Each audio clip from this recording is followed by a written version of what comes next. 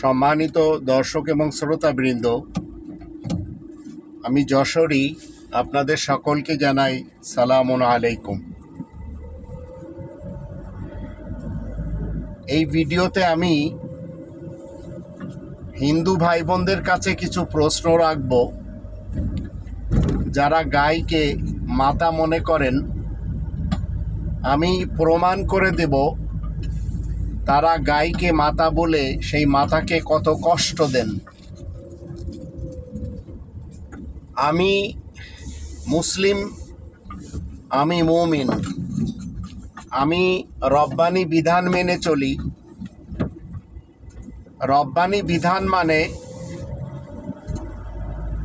আকাশ পৃথিবীর যিনি সৃষ্টিকর্তা, যিনি একক আল্লাহ, যার কোনো শরিক নেই কোনো দিক থেকে, সেই আল্লাহ মানব সমাজকে চলার জন্য একটি কনস্টিটিউশন দিয়েছেন, আর সেই কনস্টিটিউশনের নাম হচ্ছে আল কিতাব, যাকে বাঙালি, মুসলমান, হিন্দু, বৌদ্ধ, খ্রিস্টান সবাই কোরআন নামে জানে। এই কোরআন আমাকে চতুষ্পদ প্রাণীর মধ্যে যারা তৃণভোজী এবং জাবর কাটে সেইগুলির মাংস খেতে বলেছেন।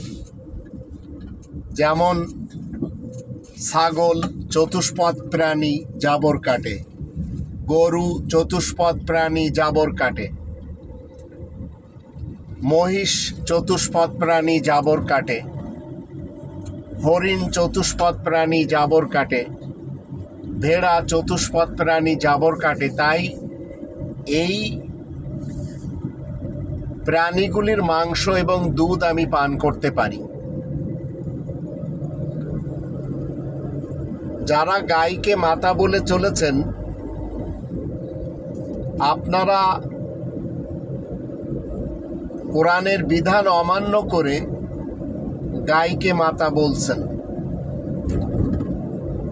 গাই একটি পশু। 5 নম্বর সূরা আল মাইদার প্রথম আয়াতে আল্লাহ বলে দিয়েছেন, ওহিল্লাত লাকুম বাহিমাতুল আনআম, তোমাদের জন্য হালাল করা হয়েছে, বৈধ করা হয়েছে বাহিমাতুল আনআম, চতুষ্পদ প্রাণী যেগুলি ঘাস খায় এবং জাবর কাটে। এই প্রাণীগুলির দুধ আমরা খেতে পারবো, মাংস খেতে পারবো, কিন্তু এই প্রাণীগুলির মূত্র এবং গোবর আমরা খেতে পারবো না। এখন আপনারা যারা হিন্দু সমাজে রয়েছেন, আপনাদের জানতে হবে, যারা আপনাদেরকে শিক্ষা দিয়েছেন গাই গরুর মূত্র পান করা যাবে এবং গাই গরুর দুধ দিয়ে শিবলিঙ্গে ঢালা যাবে, আবার সেটি আস্তে আস্তে চলে যাবে নর্দমাতে। এখন আবার আপনাদের যারা ধর্মের ব্যাপারী রয়েছে, তারা আপনাদেরকে শিক্ষা দিচ্ছেন গায়ের গোবরও খাওয়া যাবে। কিন্তু আমার প্রশ্ন হলো, আপনারা কি কখনো চিন্তা করে দেখেছেন যে গায়ের দুধ আপনারা খাচ্ছেন,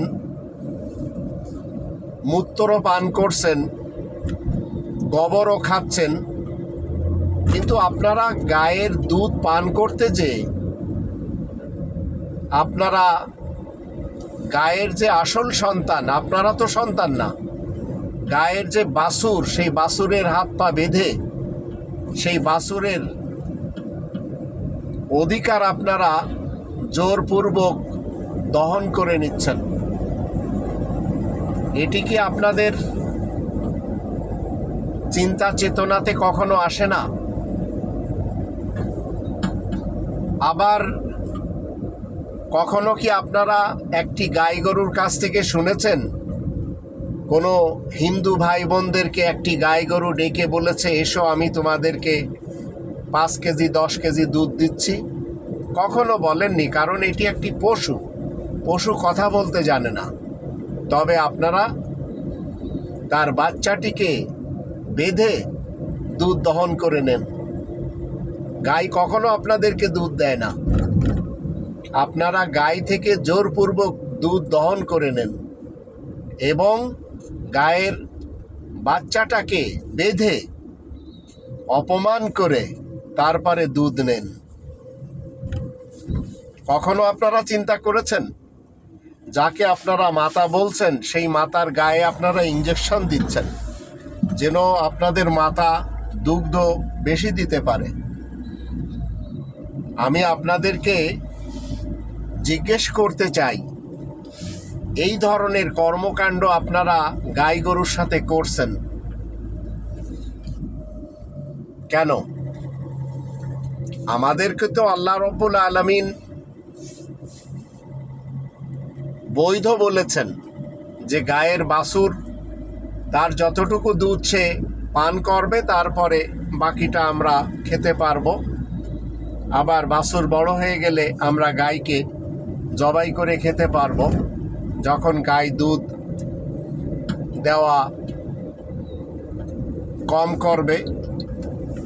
কিন্তু আপনারা যে কাজগুলি করছেন, আবার মুসলমান সমাজ গায়ের চামড়া দিয়ে জুতা বানাচ্ছে, আপনারা সেই মায়ের চামড়ার জুতা পরছেন, মায়ের চামড়া দিয়ে ঢোল বানাচ্ছেন, সেখানে পিটুনি দিচ্ছেন। এগুলি আপনাদেরকে জিজ্ঞেস করা হলে আপনারা কোনো উত্তর দিতে পারেন না। তাহলে কেন আপনারা সেই সৃষ্টিকর্তার বিধানের দিকে ফেরত আসছেন না? একটু চিন্তা করে দেখুন আমার এই কথাগুলি যুক্তিসঙ্গত কিনা। যারা মুসলমান সমাজ রয়েছেন তাদেরকেও আমি বলতে চাই, গায়ের বাছুরকে প্রথমে খেতে দিন, তার পেট ভরলে তারপরে আপনারা দুধ দহন করে নিয়ে সবাইকে দিন, এবং যারা আপনারা বিক্রি করেন কোনো সমস্যা নেই। আপনারা গায়ের মাংস খান, তাতেও কোনো সমস্যা নেই, কারণ গায়ের যে সৃষ্টিকর্তা তিনি নিজেই আমাদেরকে অনুমতি দিয়েছেন। আশা করি হিন্দু ভাই বোন আপনারা একটু চিন্তা করবেন।